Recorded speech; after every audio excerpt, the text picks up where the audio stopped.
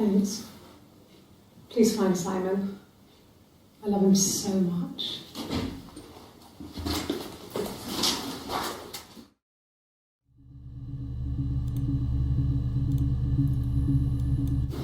No. I mean, everyone loves Simon. He was so nice to everyone. He loves me.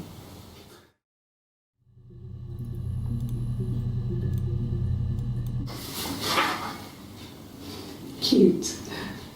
You must love them very much. What ages are they?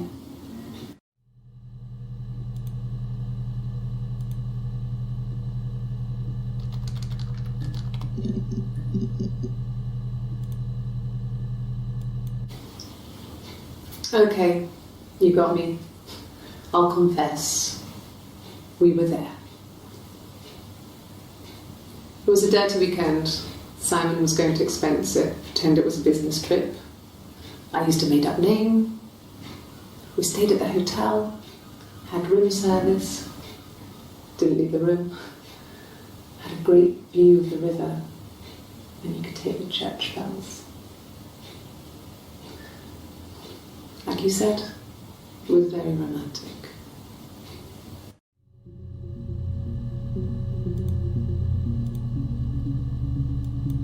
Nothing else happened that night. We talked, then I said goodbye. Then next week I was singing the bar again, and there he was. And again the next week, he offered to buy me a meal. I told him I had already eaten, and so we got chips and ate them on the beach instead. When we said goodbye, he asked me to kiss him. Romantic.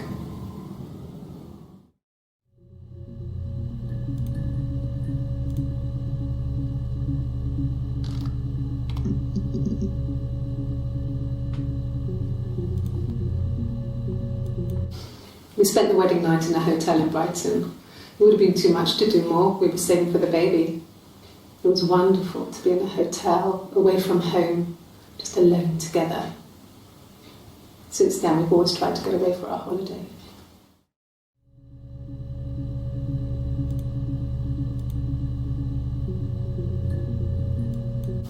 Yes. It was a shock to him, and we never thought it was possible. I don't know what I hadn't decided whether to keep the baby. I wasn't really ready to talk to him about it.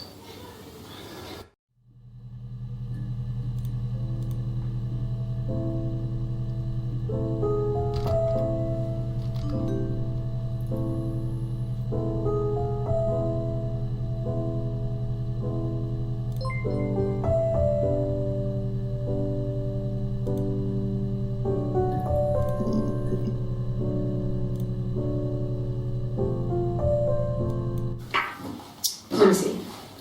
Yes. I drove in here because I remember I went over the river, and then there was a church there. Yeah. And I probably parked. Well, I remember seeing a street sign called Princess Street. Yeah, there it is.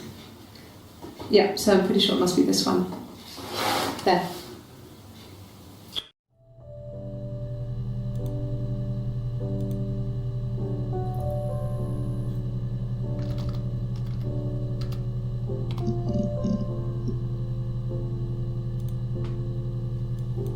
Yes, that's my birthday. Not one of the big ones, but I guess you can see that.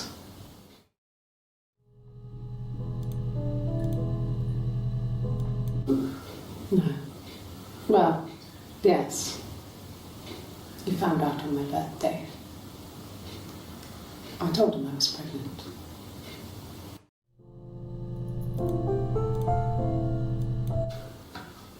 Well, a week or so ago. It would have been the Saturday before my birthday. You know, I get like that on the weekends, have a lie-in, and then want to get up and blitz the house.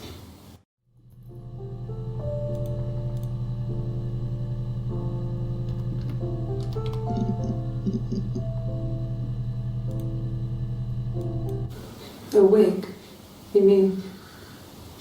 But what type of wig?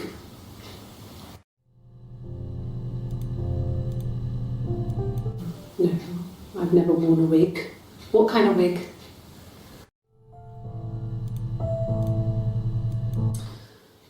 This other person doesn't exist. I don't know what the blonde wig is, but it could be anything. Have you looked at the cat flap?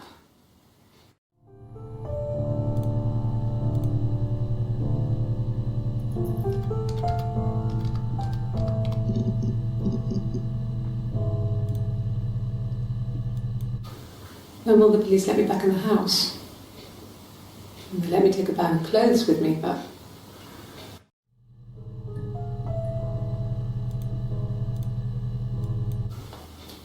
Look, on his clothes, that would make sense. He made it, by hand. I mean, he brushes the silver onto the glass. It's not how they make mirrors these days. I mean, he made the mirror, and he gave it to me.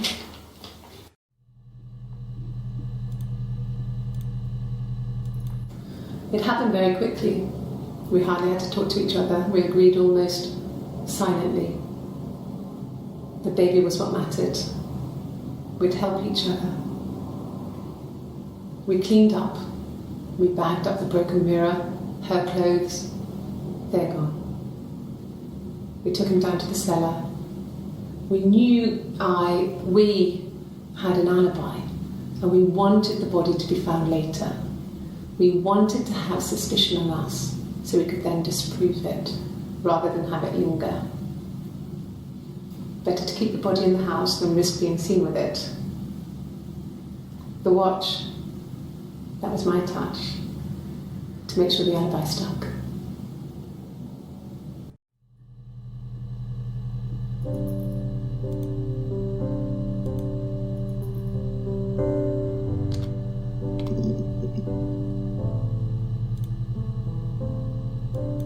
Sure, I think. I do all the bills and paperwork and handle all the money stuff, so it should be easy for me to find. Do you want them dropped off to you?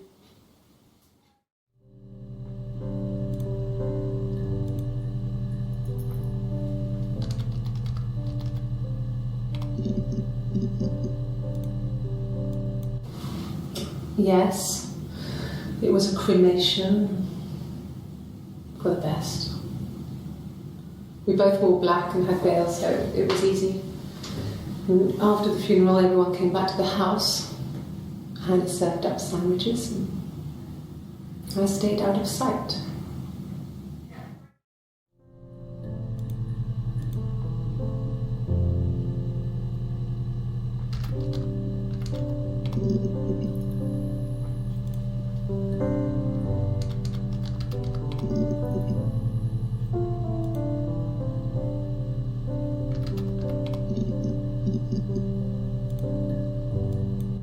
Suicide? No. I mean, he would never do anything like that. He is not the kind of person to do anything like that. I mean, to hurt himself? No.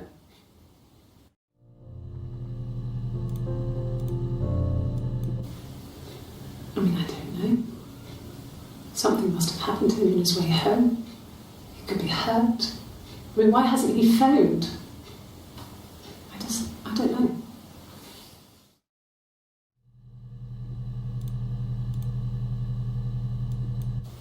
Hurt someone? Yes. But everyone thinks that from time to time, right? You just want to lash out.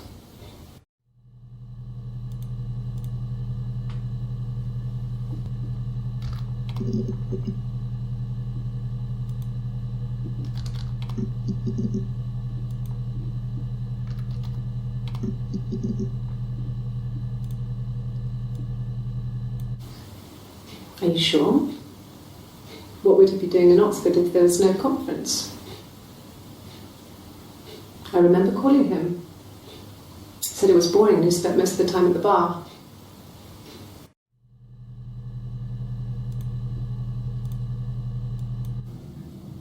So I moved out. Got a small bed sit. Got my tattoo to mark the occasion. I was singing in a bar in the evenings, so I had some money, enough money to cover my rent. And I've been doing something similar ever since.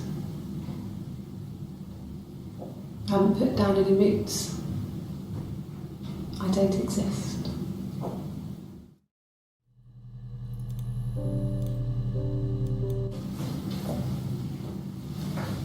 He saw me singing one of my shows, pure chance. Not sure I remember what he was even doing there. Afterwards, I had a drink at the bar and he came over and we got talking.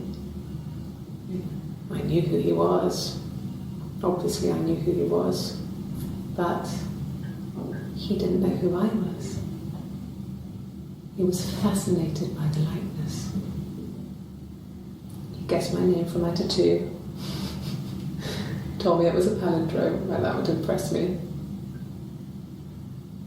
I enjoyed talking to him. It was amazing to be able to sit and interact and talk to him after all this time. He didn't tell me he was married. I'm not sure what he was thinking. He later told me it was like he was dreaming. A waking dream.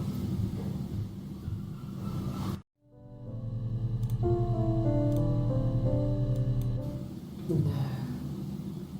I told her it was one of my boyfriends, someone I had met in the bar. I think she was happy, but I could tell she was thinking, why couldn't it happen to her and Simon? They were the ones with the real life. Why not them?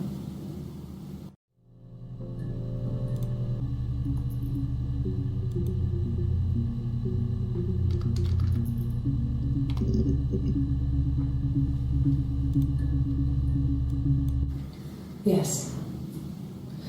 I thought about telling Hannah. I felt guilty after the kiss. But then it began to feel like this was the way it should be. Sharing, like we had before. He never mentioned her to me.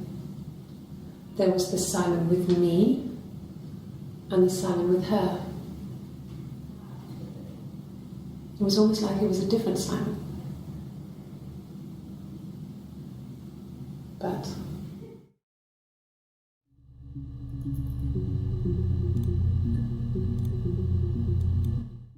after the kiss, the next time, he took me back to the house, to our parents' house, to their house.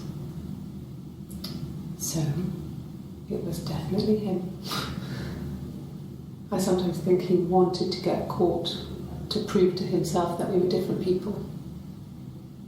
He told me about his marriage, told me how his wife was completely different to me. I almost burst out laughing.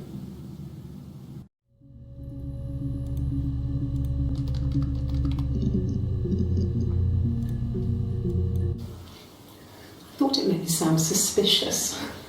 It's not a normal thing to do, to drive to the other end of the country. I wanted to keep it simple. I knew it was stupid not to tell you everything. Saying I spent the night in Glasgow when my husband went missing, I thought it would, distract you from what was important. It's different now. Now he's...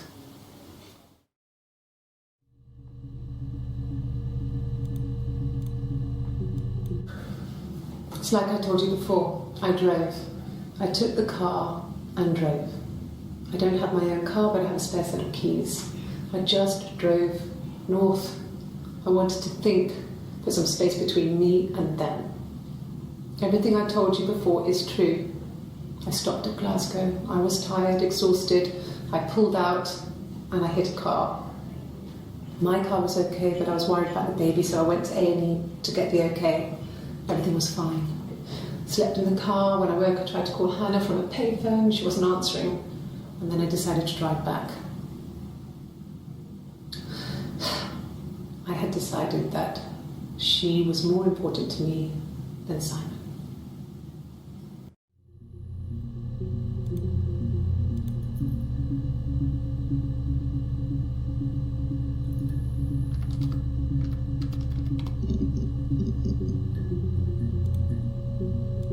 I got in the car and I drove.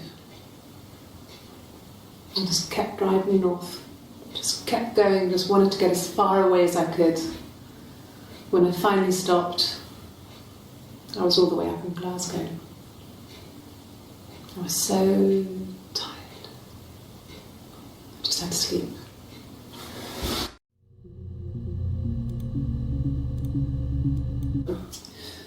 I think when I drove back it was about 8 or something. And I got back to the house about 3.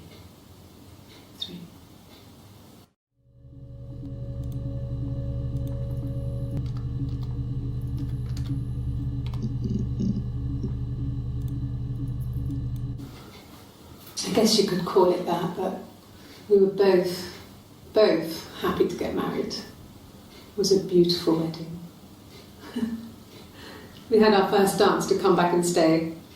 I'm not sure if that's a good wedding song, but I loved it. I chose it. I mean, it was genuinely our first dance. We'd never danced together before.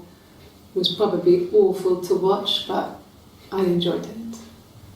It felt like it was just me and Simon for that moment. Just the two of us.